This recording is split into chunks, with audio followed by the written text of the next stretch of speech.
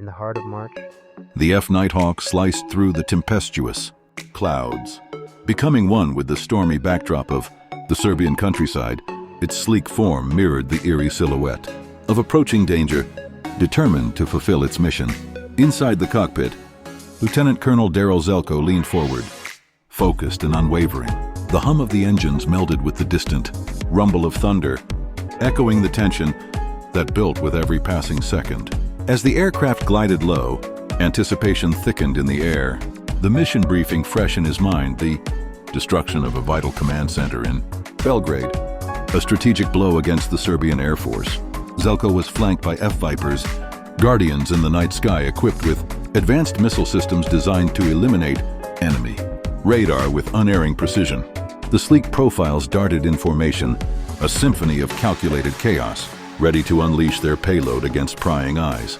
As they approached the border, a voice crackled through the radio, authoritative and commanding, asserting the gravity of the situation. "This is Joint Forces Air Component Commander," the voice resonated, a reminder of the stakes at play. The pulse quickened in Zelko's veins, the mission's success resting on the balance of deft maneuvering and unwavering resolve. Cloaked in darkness, he knew that this was more than a strike. It was a testament to the courage etched in his resolve and the bond forged with his fellow pilots. Every second bore the weight of their sacrifices, a reminder that within the chaos of war, there lies the whisper of valor waiting to be ignited. Every mission culminates in this decisive moment, a silent tension draping over the air, as Lieutenant Colonel Zoltan Dani commands. The anti-air missile battery, under the shroud of a clear blue sky, the battery lies poised on the ground, ready to unleash its fury. Serbian intelligence has whispered warnings of incoming enemy aircraft, and today feels electric with opportunity, a chance to bring down one of those elusive ghosts that haunt the skies. "Sweep the skies!" Danny's voice cuts through, the tension igniting the P-early warning. Radar into life, its hum a steady heartbeat in a high-stakes game of survival. The radar sweeps low frequencies, desperately searching for signs of the hidden enemy planes, yet it also identifies false signals masked by clouds and rain. Danny, a hawk-eyed guardian of the skies, scans the screens focusedly. "I don't see the target," whispers a hopeful soldier, echoing the sentiment of deepening uncertainty. But suddenly recognition blossoms. "I see it," remarked Danny, tracing the outline of a singular dot pushing through the thick veil of clouds. Anticipation electrifies the air. The ghost had manifested in real time. "The ghost is here," with urgency pulsating through the airbase. Danny commands, "Turn on the targeting radar." A time hangs as they race against invisible seconds, as they grapple with their reality. Zalko's Nighthawk streaks towards its objective, a sleek predator gliding through the turbulence. "Fire is on! Fire is on!" the crew chants, invoking the spirits of technology. As Danny double-checks the low-frequency radar, the target lay within their grasp, its presence marking a path of success. Yet the important lock eludes them. "I don't see the target." A chorus of frustration rises over the comms, confusion cloaking their resolve. In a moment of risky calculation, Zelko relaxes the bomb bay doors, raising the radar signature. Only for an instant. "I have it! I have it!" Danny shouts triumphantly. The sensors converge, locking on. "Launch." He commands, and like thunder, two missiles slice through the air, while Zelko's bombs dance towards their demise. Success greets them, but the elation is short-lived, for a chilling alarm fills the cockpit with impending doom. In seconds, the landscape shifts. Missiles illuminate the clouds with lethal intent. Panic turns strategy into instinct. As Zalko executes evasive maneuvers, the G-force is pressing him into the seat, and urgency clashes with dread in his racing mind. The F has no chaff. The intensity crystallizes into a grim realization. "Time slows, they got me," he thinks, resignation creeping in. The proximity missiles threaten to detonate, yet nature conspires for one last chance. As the first missile misfires, sailing past him in a last-minute twist of fate, survival hinges on reflexes and sheer will, and the ghost of luck hovers over him as he navigates his future in a battle against the odds.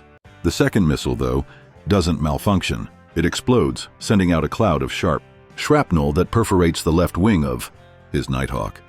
The entire left side is blasted to pieces, illuminating the night sky a fiery orange. The aircraft immediately loses control and is thrown into a wild spin. As the plane spins, Zelko is pinned to his seat and experiences severe G-forces. The spin increases in violence. Flashing warnings illuminate his controls, and a bright flame shines through the cockpit windows as the landscape spins around him. He knows he's in a critical situation. Even ejection might prove fatal, but it's his only choice. He fights G's of force, pounds pulling up on each of his arms. Fueled by adrenaline, he gets hold of the ejection handles and pulls. In the blink of an eye, the canopy is blasted away, and his seat rockets out of the cockpit. For 1.5 almost eternal seconds, Zelko free falls through the air, strapped to his chair. He's barely conscious, and he thinks that the seat is still inside the plane and that the ejection seat has malfunctioned. But then he feels the tug of the opening parachute and sees his burning Nighthawk tumbling away into the night. The violence of the spinning wreck is replaced by a total calm. Zelko breathes heavily. As he takes it all in, he's alive, but then another thought hits him. Man, Mom is not going to be happy about this. He knows the enemy are going to be searching for him. If he can't fall to the ground unseen, he can still get rescued and get back home with no further complications. But then he looks up.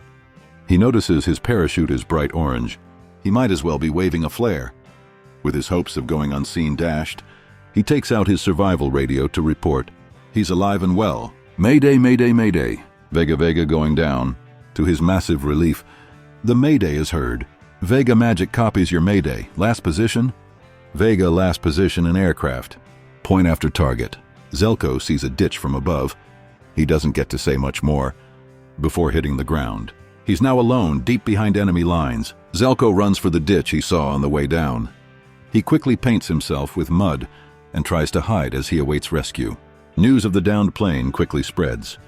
The Serbians waste no time and rapidly initiate a search. All around him, the activity gains momentum as more and more men appear.